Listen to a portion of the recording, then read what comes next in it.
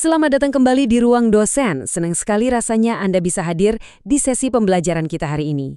Pada paparan kali ini kita akan membedah secara ilmiah tentang psikologi komunikasi nonverbal dan secara khusus kita akan mendekodekan apa sebenarnya makna di balik gestur tangan dan lengan.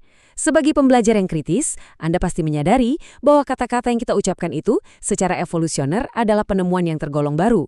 Kenyataannya, makna sejati, niat dan emosi terdalam kita justru disalurkan secara jujur dan primitif melalui tubuh kita. Jadi, mari siapkan catatan Anda dan mari kita mulai perkuliahan hari ini. Untuk mengawali kajian kita, mari kita renungkan satu fenomena perilaku yang sangat dekat dengan keseharian kita. Pernahkah Anda bertanya-tanya mengapa saat kita berbicara di telepon, padahal lawan bicara jelas-jelas tidak bisa melihat kita, tangan kita tetap saja asyik bergerak? Mengapa kita secara refleks mengayunkan tangan, menunjuk atau mengepalkan tinju di udara kosong? Nah, fenomena ini sama sekali bukan sekedar kebiasaan acak. Ini adalah bukti klinis bahwa tangan kita terprogram secara biologis untuk menjadi cermin bagi pikiran kita.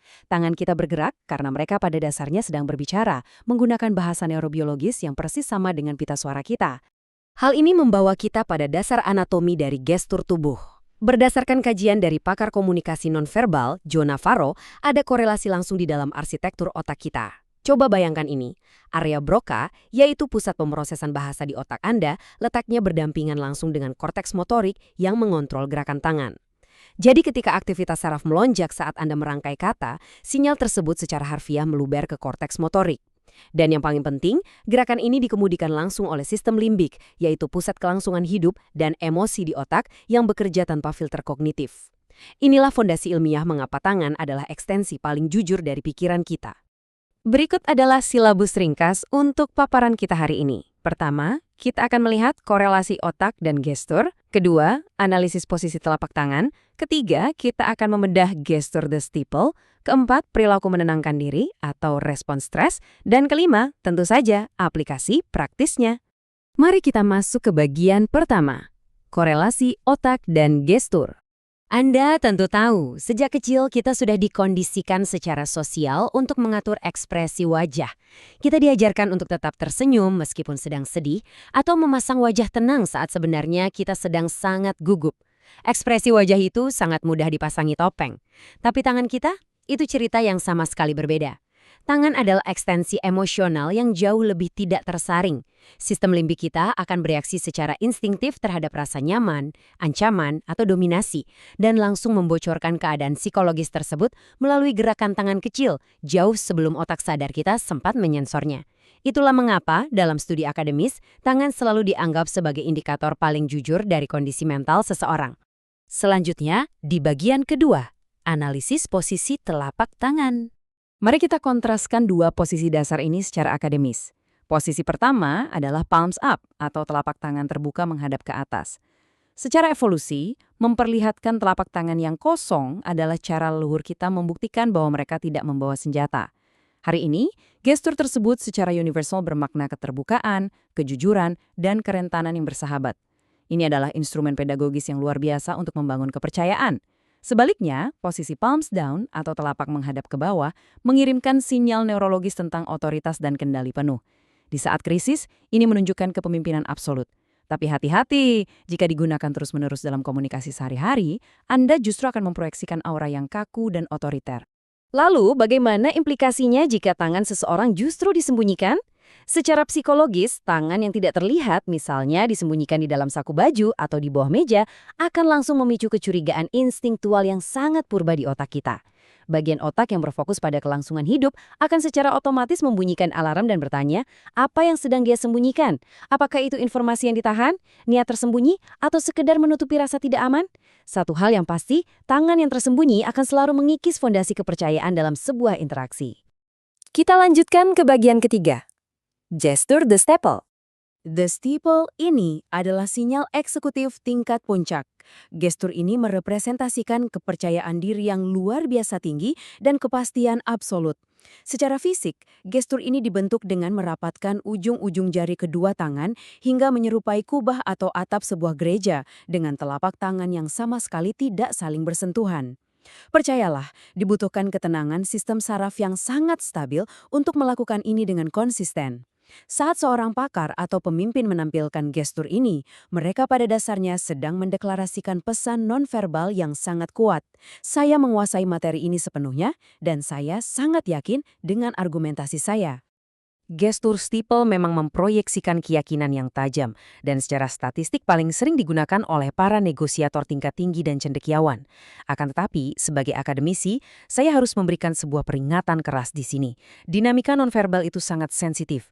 Jika Anda menggunakan gestur steeple ini sambil sedikit saja mendongakkan dagu Anda ke atas, pesan psikologisnya berubah 180 derajat.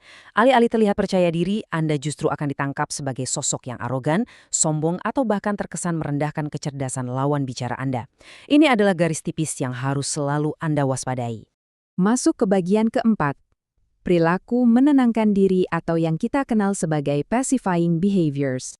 Mari kita bedah urutan neurologis dari respons stres ini secara sistematis. Tahap pertama, otak limbik mendeteksi adanya ketidaknyamanan, stres atau ancaman dari lingkungan. Bisa karena pertanyaan yang menyudutkan atau topik yang sensitif. Di tahap kedua, sebagai respons kompensasi, tubuh kita di luar kesadaran akan langsung memicu mekanisme pertahanan diri untuk menenangkan sistem saraf yang mulai tegang. Dan tahap ketiga, mekanisme ini bermanifestasi ke permukaan dalam bentuk sentuhan fisik ke diri sendiri. Ini adalah tindakan pacifying yang memang dirancang secara biologis untuk menurunkan detak jantung dan meredakan tensi psikologis. Nah, indikator-indikator stres tingkat tinggi ini sangat spesifik dan mudah diobservasi. Contoh klasiknya adalah menggosok tengkuk leher. Dari kacamata anatomi, di leher kita itu terdapat saraf vagus. Saat saraf ini diberikan tekanan lembut, ia akan merangsang pelepasan bahan kimia yang secara harfiah memperlambat detak jantung kita. Tubuh kita itu sangat jenius. Manifestasi lainnya bisa berupa menarik-narik kerah baju seolah butuh udara, memutar-mutar cincin secara repetitif, atau menyentuh pergelangan tangan. Jika Anda seorang manajer atau negosiator dan melihat lawan bicara Anda melakukan ini, itu adalah data klinis yang instan.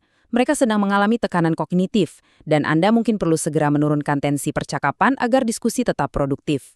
Sekarang kita tiba di bagian kelima, aplikasi praktis. Pemahaman teoritis tanpa penerapan praktis tentu tidak akan optimal. Mari kita ambil contoh kasus manajemen di dunia nyata. Saat memimpin rapat strategis, salah satu metode diagnostik paling akurat bukanlah mendengarkan retorika tim Anda, melainkan mengobservasi di mana letak tangan mereka secara fisik. Dengan melihat apakah tangan mereka diletakkan terbuka di atas meja, Anda bisa mengukur tingkat kesiapan partisipatif mereka. Tangan yang santai di atas meja menunjukkan kesiapan mental untuk berkontribusi. Namun, jika tangan anggota tim terus-menerus disembunyikan di pangkuan, itu seringkali menjadi diagnosis awal adanya ketidaksiapan, rasa tidak aman, atau bahkan penarikan diri dari dinamika diskusi kelompok. Sebagai rangkuman sistematis dari paparan kita hari ini, mari kita perhatikan pemetaan korelasional ini. Ini adalah instrumen krusial bagi Anda. Palms up merepresentasikan kejujuran dan keterbukaan. Palms down memproyeksikan dominasi dan otoritas. Tangan yang disembunyikan secara otomatis memicu kecurigaan. Gestur steeple menandakan kepastian dan kepercayaan diri tingkat puncak. Dan sentuhan pacifying adalah sinyal biologis yang nyata dari kecemasan atau ketidaknyamanan. Saya sangat menyarankan Anda untuk memahami pola-pola universal ini karena percayalah, data ini tersaji tepat di depan mata Anda setiap hari. Menguasai gramatika tangan adalah pencapaian akademis yang fenomenal. Tapi tahukah Anda, ada area lain dari tubuh manusia yang secara biologis jauh lebih jujur dibandingkan tangan? Pada sesi pembelajaran kita berikutnya, kita akan menggeser fokus observasi kita ke bawah. Kita akan menggekodekan kejujuran absolut dari tubuh bagian bawah dan kaki. Karena kaki kita berevolusi untuk merespon ancaman jauh lebih cepat dari bagian tubuh manapun, kaki menjadi indikator yang hampir mustahil untuk memalsukan emosi. Jadi, pastikan Anda tidak melewatkan kajian krusial tersebut. Saya sangat berharap analisis keilmuan kita hari ini bisa memberikan Anda wawasan yang komprehensif dan tentu saja aplikatif. Terapkan ilmu ini dalam interaksi keseharian Anda. Subscribe channel ini, Ruang Dosen, bila senang dengan paparan seperti ini.